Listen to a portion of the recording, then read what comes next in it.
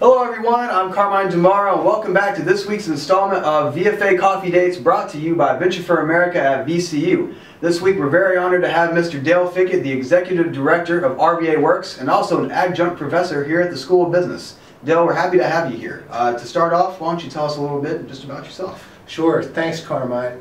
My pleasure to be here, and so I should start out by saying thank you very much. So I work, as you said, here in VCU, teaching the Foundations of Business course, so different freshman, sophomore level folks that are interested in matriculating through the business school. And then I also am the leader of RVA Works. So this is a public-private partnership with the City of Richmond, and so we're focused on new business formation and its importance in terms of the growth of our economy, both in the City of Richmond and through the region.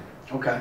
Now, I know something when you say public-private partnership, could you explain that a little bit for our viewers? Sure. So the Economic Development Authority is a part of the city government, which historically has undertaken a lot of different work in real estate development, different business attraction and retention strategies. And so we work closely with the mayor's administration as the EDA. But RVA Works is also forming a new nonprofit side, and that's simply because we are looking to really support our mission around income mobility, around poverty alleviation, and around outreach into our under-resourced communities so that we provide people credible pathways to owning their own business and having a strong livelihood that benefits themselves, their families, and their community. Absolutely, that's great. So really using kind of the power of entrepreneurship to better the community in a sense. Yep, absolutely. That's great. And so could you tell us a little bit about what RVA Works has done kind of traditionally and how you got involved? Sure. So if we step back to 99, 2000, there was a decision made by the Economic Development Authority to make an investment in what has become Virginia's 5th largest incubator. We have 44 businesses located there in the building, and so there has been a long history of supporting new businesses. And so a couple of years ago, when I joined, I was asked to look at some new strategies that we could undertake in order to supplement and enhance what had already been done. And so we said that we wanted to be very good in terms of developing a program that would provide those new business opportunities where they're most needed. We also said that we need to build more community, the startup community solidarity, and so we've formed a partnership with the Kauffman Foundation and with VCU through the VCU Art School. And so we have a program that brings entrepreneurs together, which is essentially open to anyone who's starting up a business. And that's really about building up that community and about entrepreneurs being present to help one another. So that's the second leg of the work that we're doing. And then the third is we're working with Governor McAuliffe's administration to look at some of the longer term opportunities around social entrepreneurship and impact investing and what this whole area of innovation will mean for the Commonwealth as we sort of look into the next 5, 10, 15 years and what we can do in terms of the investments to be made to really position Virginia strongly in terms of social innovation, not just in terms of our local challenges, but also in terms of some challenges overseas. Terrific. And so you were mentioning the event that's open to anybody, and that's including students, correct? Mm-hmm. And so that is 1 million cups? Right. So the 1 million cups event happens at the VCU Arts Building, the Depot, and so we hold that from 9 until 10 every Wednesday morning.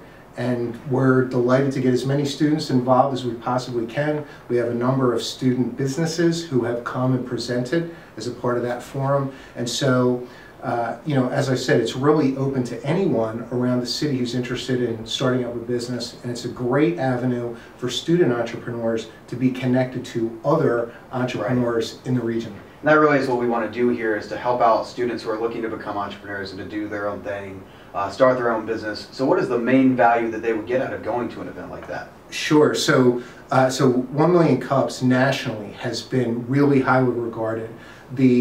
I think that the thing to impress upon folks is that the Kauffman Foundation is the national leader when it comes to philanthropy. Can't go much higher than that. That's right. Entrepreneurship. That's right. And so they've developed this program and said, here's a great way to build a startup community from the grassroots up. And so we got that started and said, this is something that we should have in Richmond. We should make sure that different entrepreneurs from all different walks of life, all different segments of society, all different industries are represented. And so the real value for a student is coming first and foremost to hear a presentation from someone who has done this. The second thing is that as we're listening to that presentation and gleaning some experiences out of that, the other thing is that we have an opportunity to meet someone face to face who's actually been there and done it. Right. And there's a room full of people who are experienced entrepreneurs or who are in the same position of just starting out for the first time. And so the nice thing about this particular forum is that it's not a pitch. No one's coming asking for funding or for a new team member. Strictly advice, support, and help, right? That's right, yep. So it really is about entrepreneurs helping each other. And I'm really pleased to say that the Kauffman Foundation has gone so far as to recommend to us that we have people from Virginia Beach, Williamsburg, Charlottesville, and so forth who are interested around the Commonwealth to come to Richmond and to see how we're doing it. So that's a great testament to the trust that they have in terms of our program and our ability to replicate that program in Virginia. That's awesome. And so you've kind of, I guess, made your name here in Richmond on really applying entrepreneurship to this social aspect, kind of representing the people who are not usually represented, who usually don't get these chances, that I think we often take for granted in the university environment. So I've really been interested in that kind of since I started looking into entrepreneurship. Why do you think that's the best way to approach poverty or those coming from underprivileged backgrounds? Sure. So I suppose back in 2006, I made a sharp turn in terms of my career track. Okay. I had worked as an entrepreneur myself. I had also worked as a strategy consultant for Accenture in their financial services practice in Europe. And I became increasingly aware of the importance of economies and the power in an economy in order to help those that need it the most. And so when we start looking at people who are in vulnerable populations, we really should be, as much as we can, fostering those businesses which are helping. Okay. And so, so as I made that shift, I've become increasingly aware of new and unique ways in which we can allocate capital and talent and technology to help those that are in a vulnerable position. Sure. And so part of that work is, as you said, right here in the city, helping people in under-resourced communities to build the pieces together so that they have a viable business. But part of it as well is looking at outside of our own region and the Commonwealth to identify really critical challenges that we have societally in other parts of the world. So in areas like access to water, food productivity in our arable land, things like sustainable housing using composite materials, or it could be things, you know, such as carbon emissions and education technology. So there's many different areas in which as Americans and as Virginians that we have access to technology here which can be applied to these developing country challenges. And so one of the other areas of social innovation which I'm really excited about is about taking our technology and our creativity and using it in a new way to address an international scale, what you're saying. Yes, so to address some very specific challenges that could be in place in Latin America, or it could be in sub-Saharan Africa and so forth. And so what we want to do is we really want to get good at exporting those products because we understand the challenges and we're able to garner the resources to do it. That's great. And so one of the questions I would ask is entrepreneurship is very difficult, of course. You need resources, connections, you know, the education that comes with it. What are some of the challenges when working with people who didn't grow up with the same kind of resources in terms of getting them ready to be an entrepreneur? Yeah, so I think that across the whole spectrum, there's a lot of different challenges that come up. And so we may have some folks that fall into a category where we know that they have a really strong education, they are really excited about a social challenge, and they're really interested in getting the right resources to address it. Now, with other people, they may not have had a formal education, but they're coming to the table with a passion and an understanding for their community locally. And so I think the critical thing is to meet someone where they are and understand what it is that they need in order to take their business to the next step. Not a one-size-fits-all kind of solution. That's right, yeah.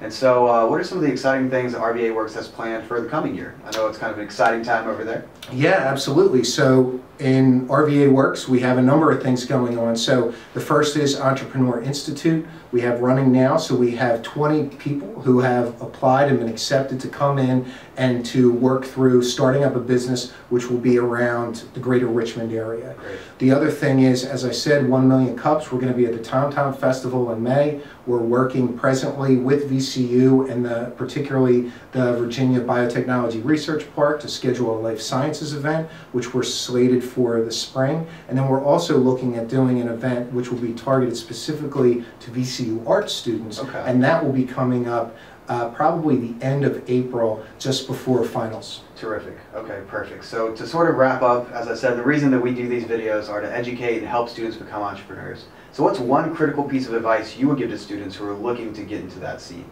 So the most important thing is to be true to oneself, right? Identify that thing which you're very, very good at and that thing which you're passionate about. Okay. When you find that niche, then you can identify a business model which will make economic sense for you. Great.